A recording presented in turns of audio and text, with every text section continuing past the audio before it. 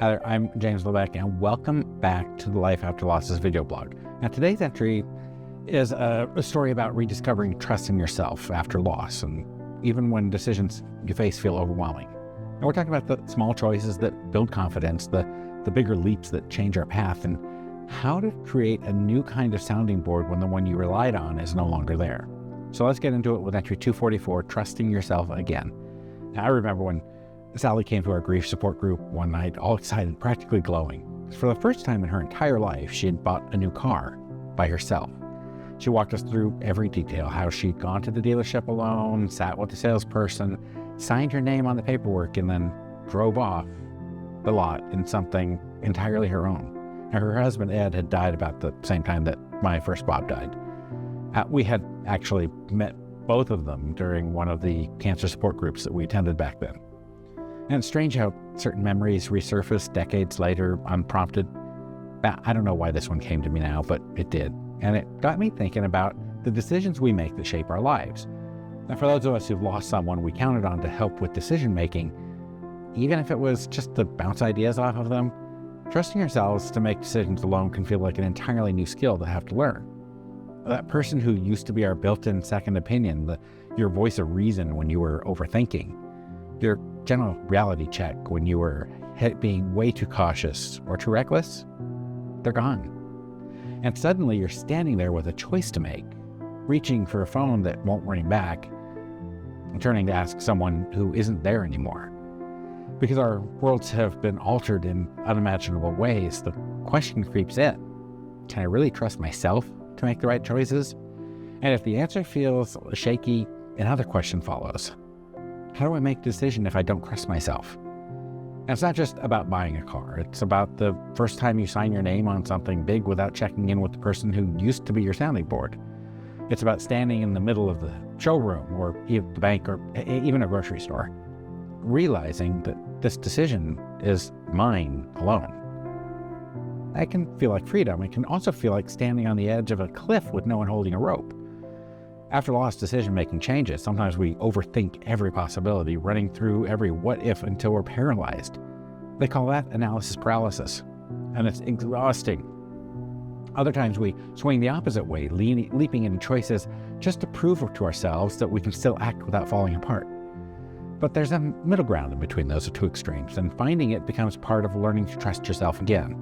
It's the space where you can sit with the decision long enough to consider your options without getting stuck there forever, where you can gather input from people you trust without needing their permission to proceed, where you can make a choice knowing it might not be perfect, but trusting that you'll figure out how to handle whatever comes next. I had small victories at first. Booking a trip without anybody else's input, choosing a paint color for the living room, picking out a new outfit without wondering if Bob would like it.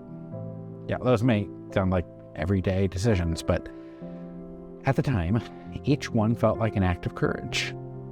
Then came a bigger one that scared the hell out of me: quitting my job to start consulting. Now, it felt reckless and impulsive and completely against everything that made sense for someone trying to rebuild stability in their loss. But something in me knew that it was right, even when I couldn't explain why. Now, the decision literally changed everything, not just my career, but the entire trajectory of my life. Had I stayed safe, stayed in that job, I never would have met my second husband. I never would have discovered this version of myself, capable of taking calculated risks. It wasn't luck that made that decision work out. It was learning to listen to that little voice inside that knows things your logical brain hasn't figured out yet. Now, what I've learned is this: trust isn't built all at once. It's built choice by choice. So start small. Pick a restaurant without polling the group. Rearrange your living room just because you feel like it. Say yes to an invitation even if you're not sure you'll feel ready. Each time you follow through, you give yourself proof that you can choose, and that the world won't end if it's not perfect. Hey, here's something else that took me a long time to figure out, longer than I'd like to admit. You can create new ways of processing decisions without trying to replace what you lost.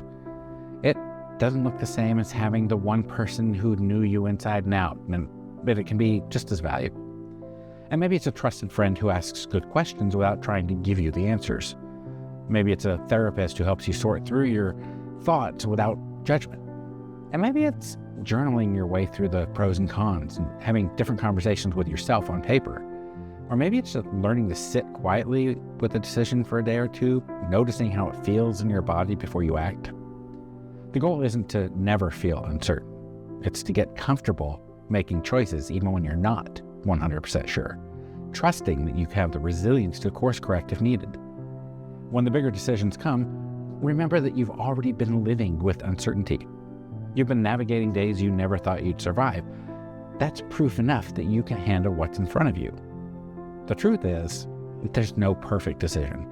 There's only the one you make, and what you choose to do with it after. And here's something I wish someone had told me earlier. If you make a choice and it turns out differently than you'd hoped, it doesn't mean you can't be trusted with decisions. It means you're human. If you can accept that, then even the wrong choices can become part of how you grow. Now, here's your thought for the week. What's one decision you made after your loss that helped you trust yourself again? Thanks for watching.